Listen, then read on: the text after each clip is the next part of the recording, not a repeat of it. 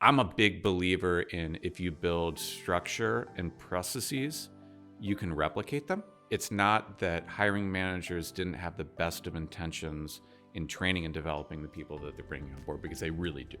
And like I've been in that position as well when I was in a sales leadership role where like I really wanted to support this new salesperson early in career, and it's like then life happens, right? And if you don't have a plan, if you don't have a structure, it's way too easy for things to get in the way. And the next thing you know, it's 90 days later, and you've got somebody that you hired for a reason that you really like and you really support, and they're sitting there flailing and embarrassed to ask or raise their hand, right? For us, learning and development almost is the training and development equivalent of why do you have a finance department, right? Because you need to process incoming invoices, you need to pay people, you need to make sure our vendors are paid. Like that's a process. Like if we just said everybody has to do it all on their own, it would be chaos and we wouldn't be around very long.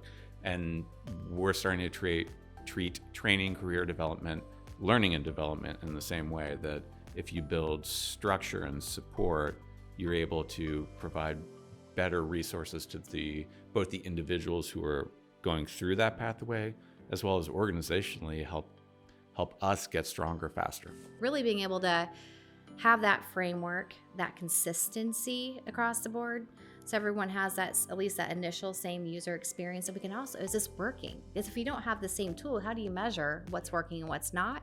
But to be able to pull out the information from a subject matter expert. Our largest demographic group are millennials.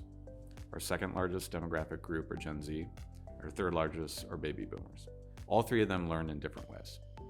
And the tremendous thing about having a Molly, a learning and development specialist, is all three of them interact with her in a different way.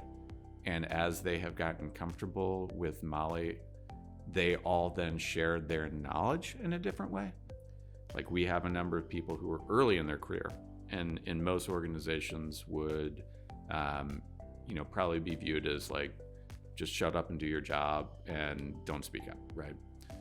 Like they will, when they learn to do something new in a way that more effectively does the job or saves time or is a process improvement, like they take Molly's format of like how to communicate that and are very comfortable sharing that out.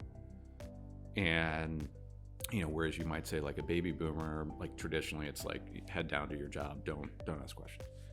They might not send out that email, but they'll go to Molly and say, hey, I figured this out. Can we sit down for 30 minutes and I'll tell you how I did this and you can document it and then you can share it out. So having somebody who's trusted and in a role that is truly viewed as helping people succeed it's been great.